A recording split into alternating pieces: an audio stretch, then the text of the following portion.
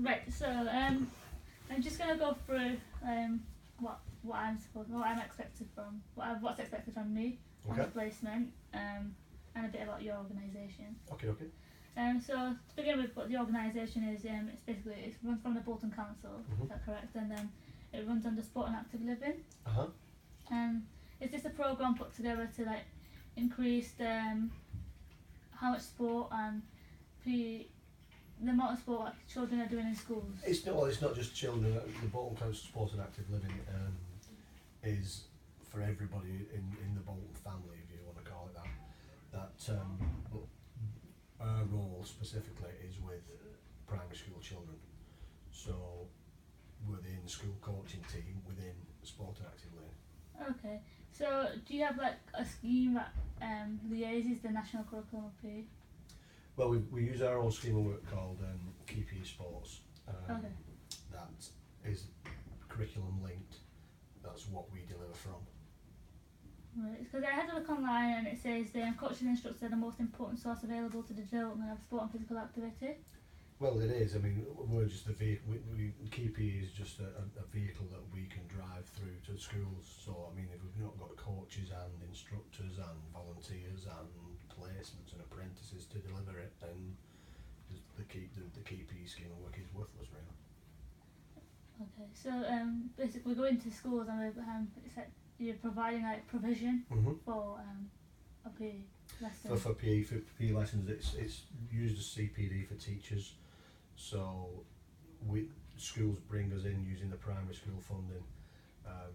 They pay a fee, a yearly subscription, if you like, for either a couple of days or a day or half a day or whatever they want to afford, to bring us in and provide quality PE lessons for primary school children, and they can use it as CPD for the teachers to upskill them. So therefore, it just makes a broad ranging difference to the quality of PE delivered in schools. Because I was just looking on a website and it says Bolton Council's physical education scheme works and matched to the national curriculum of PE. That's right. So obviously they interlinking the curriculum into the sport. Yeah, because we try and do things that are linked in with what schools are doing at the time.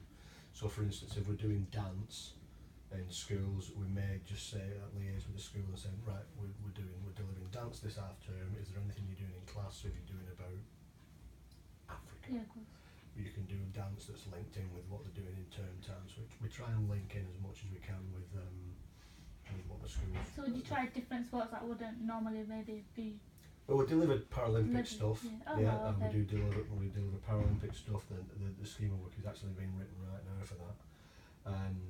Boxing is something that some of the specialist coaches deliver that's not really in the curriculum, but the curriculum doesn't state specifics. No, of course, it just says you need to be creative. It needs to be creative. It needs to improve agility, balance, and coordination, which you can get from any sport. You can get from gymnastics. You can get from athletics, SAQ, and boxing is just coordination as well. The Olympics had a massive influence on like schools. Massive. Especially the London Olympics.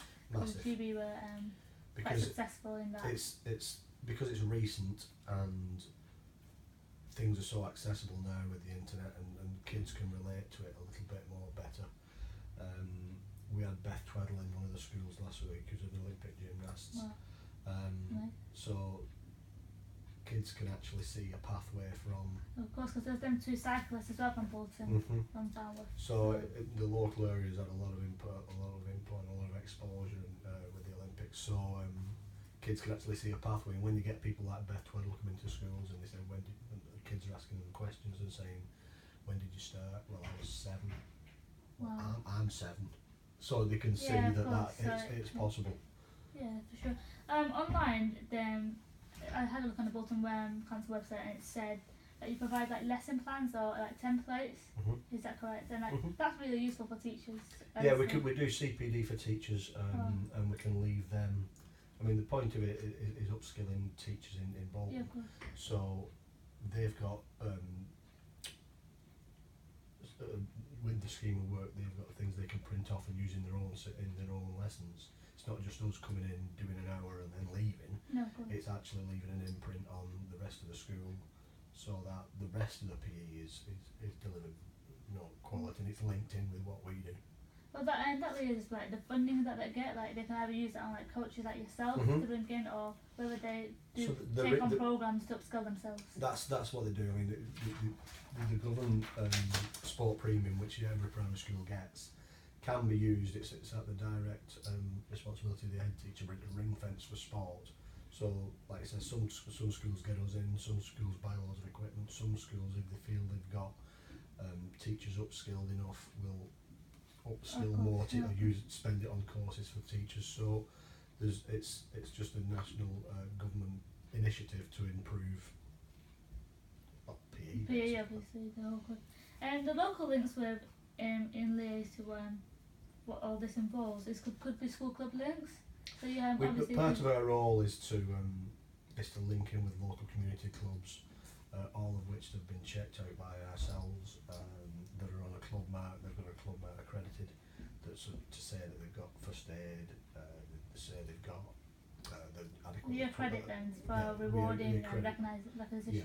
So if we deliver, for example, boxing in schools, and a kid comes to us and says, "Look, I really like this. I'd like to do it after you've gone, or after out of school." Well, we've got a list of clubs that we can forward them on to.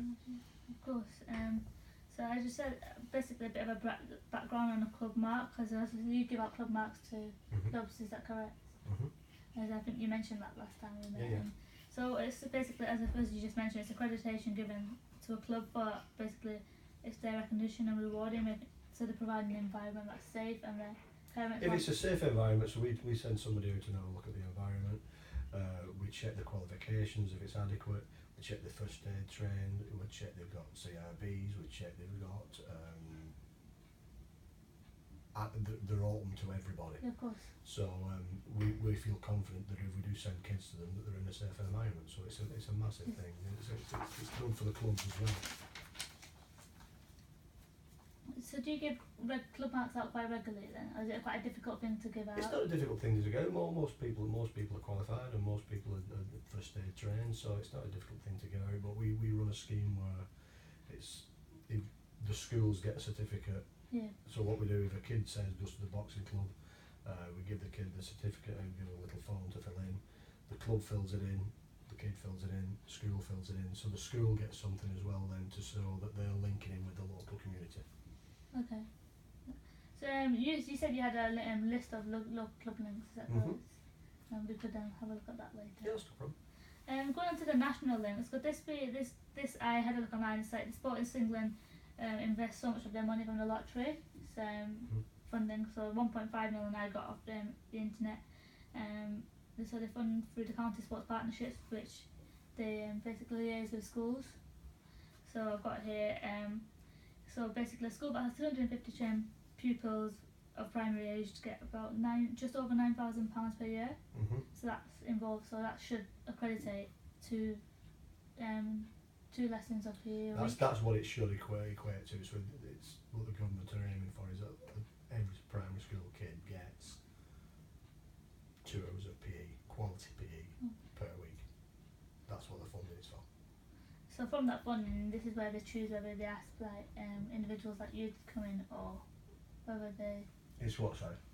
From this funding, is it where they like basically take on sport programs to upskill them, or whether they choose to bring people in like yourself? Well, it's a bit of both. They bring us in. It's a bit of both. So we use it for. So we generally have teachers sitting in on our lessons. So they're doing. They're basically upskilling themselves. Yeah, they're upskilling themselves while we're delivering PE as well. Yeah. So that's the way it should be used.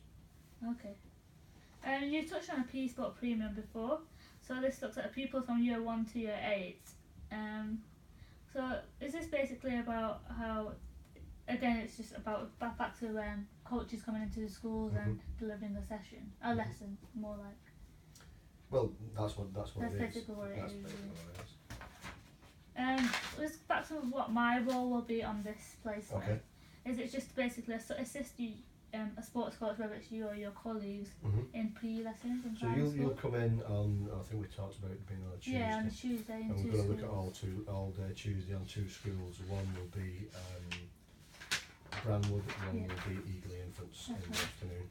So we try to pick 2 diverse schools, so just to show you and give you some experience of how different schools are and where they run things. And one is a massive big 2-form entry school with a lot of ethnic minorities. Like, let's say I had a class in the 2 years ago and they had 19 nationalities in one in 30 kids. And the other school is on the other side of town, which is completely different. So it shows, well, everything in between. No, of course, so I think one is you'll be working with Key Stage 2 and one you'll be working with Key Stage 1. So with 2 different coaches. So we try to, when placements come in, give them a broad range of experience, so they have a further idea of what life is like actually working in the industry. Thank you. Just opportunities and targets for me. You can maybe recommend a few, but I've just put basically having motivation, as in you said, there's quite 2 diverse schools, so the behaviours will be different. So as from different backgrounds, it's being able to manage them different behaviours. Well, managing behaviour is a big one. So anything that you do to help that is a massive help. Because we get some placements who come in and just stand there and watch, and that's not. We want you to get involved and we want you to do stuff and actually help out the coaches. If you might get a small group of kids who you're going to work with, you'll never be left on your own with kids. But it might be like, you know what, those 6 kids, they've been set a task, or we'll do a little circuit where you'll stay on a certain, kids will come round to you. There's, depending on what the coaches are delivering at the time, it could be completely different. It could be in the morning you're doing cricket, it could be in the afternoon with Key Stage 1 you're just doing throwing and catching type stuff.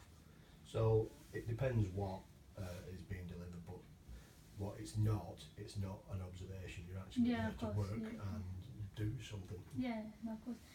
Just through the placement, would I be able to, or do you think I would be able to see the national and the local links? Yeah, you can do that. That's not a problem. There's no problem with coming in the office and just getting some information. Just to develop my understanding for my module, my assessment. But I think that's everything. Thank you for your help. Okay, no problem. Thank you.